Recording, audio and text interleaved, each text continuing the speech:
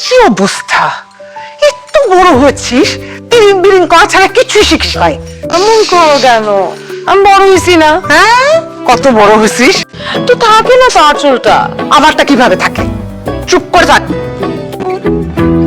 এত ভেজাল করে শাড়ি পরার কি দরকার মা? আমি কিন্তু থাপ্পড় লাগাবো। ঘোর, ডান দিকে ঘোর। তাড়াতাড়ি করতে হবে, পাত্রপক্ষ চলে আসছে। চলে ও আমাকে দেখার কত তাড়া দেখছো? মানে হে, ঘোমটা দে। এসেছে, আমি যাচ্ছি, তাড়াতাড়ি আনো মহারানীকে। তুই ওকে নিয়ে যা বাবা। আপনি কিছু মনে করেননি তো? আমি কিন্তু ইচ্ছে করে করিনি। একদম নাটক বন্ধ। ড্রামা কুইন তার ড্রামা শুরু করছে। আমি তো ইচ্ছে করে করিনি। মনে আছে? মানে আপনি কি আমাকে চিনে ফেলেছেন? ওয়াও, আপনার ব্রেন অনেক। তুফান যার জীবনে একবার বয়ে গেছে সে আপনার কোনোদিন ভুলতে পারবে? ভাই, ভাই, আমার বাঁচান, ভাই, ভাই, আমার বাঁচান।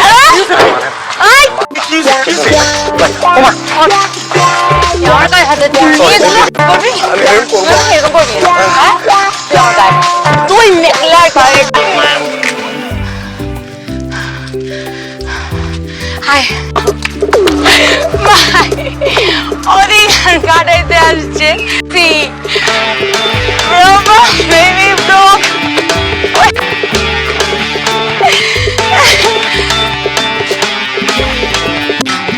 বাসায় যাবো কিভাবে? এই আমার বাসায় নামতে হবে। উঠো উঠো উঠো, অধিকার কাটায় তুমি আমার বাসায় যেতে হবে। আমার বলো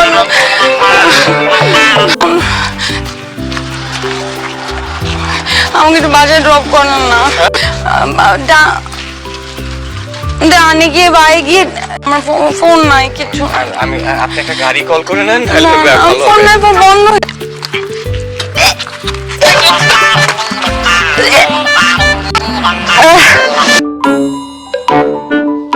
বিশ্বাস করেন আমার মধ্যে কত পরিবর্তন।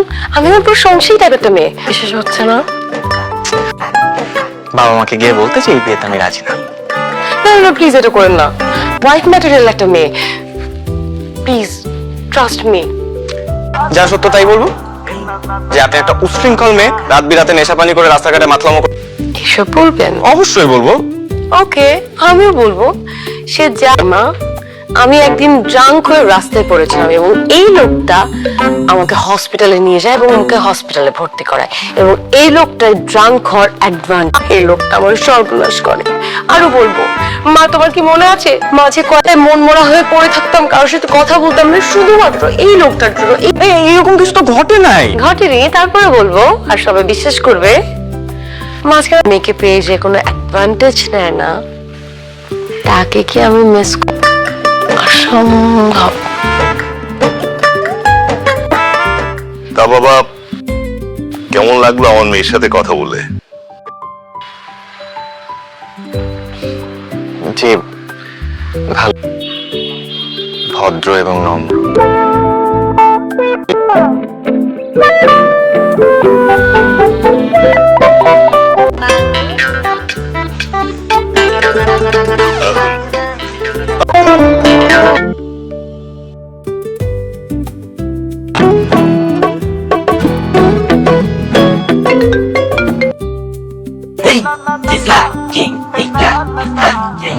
কিছু বলবেন আপনি? অফিস আজকে আমার অনেক রাত হবে, অনেক কাজ তো আজকে। তাহলে আরো ভালো। একটা অভ্যাস আছে, আমি মাঝে মধ্যেই ট্রাই করি যে গরিব মানুষ যারা। Thank you so much. কথাটা শোনেন।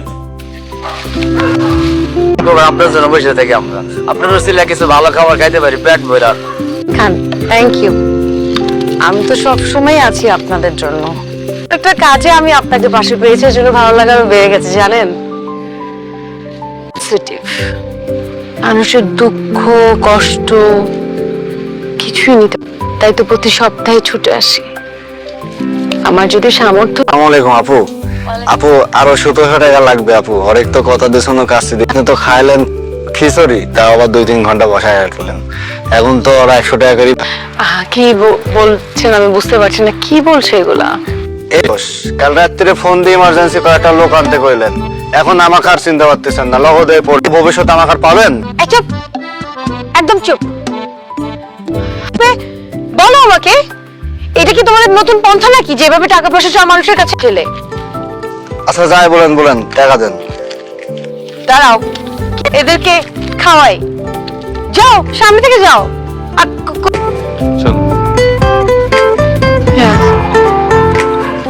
মেসেজের রিপ্লাইও। আচ্ছা, আই প্রমিস কথা বলবো বসে। এরপরে আপনি আমাকে আমার সিটি লাইফে অনেক ফান লাভিং ছিলাম, বন্ধুদের সাথে আড্ডা মাস্তি, অনেকগুলো প্রেমও করেছি, হয়ে উঠতে পারেনি। আর জীবনের এই সময় এসে যখন একটা পিওর মানুষকে, তখন আমার আপনার সাথে দেখা। আপনার সাথে আমার ফার্স্ট ইমপ্রেশন, তাই আমার প্রতি আপনার ইমপ্রেশন সুন্দর ঘটাই।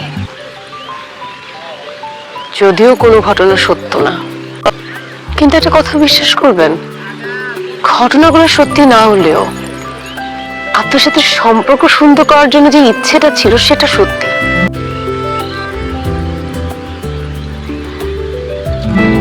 তো আপনাকে আংটি পড়তে হয়েছে ফোর্সফুলি। আর আমি বিশ্বাস করি ভালোবাসা একতরফা হলেও প্রেম বিয়ে একতরফা সম্ভব। আপনি চিন্তা, আমি বাসায় বুঝিয়ে বলবো।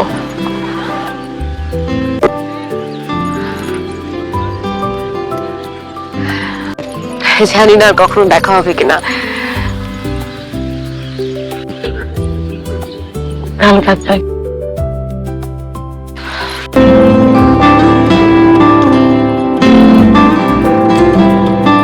আপনার ইচ্ছেটা তো অপূর্ণই থেকে গেল তাহলে।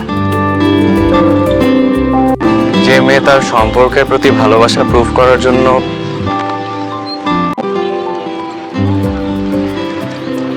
সে আর যাই হোক সম্পর্ক নিয়ে কখনো কম্প্রোমাইজ করবে না। আপনার যদি সমস্যা না থাকে,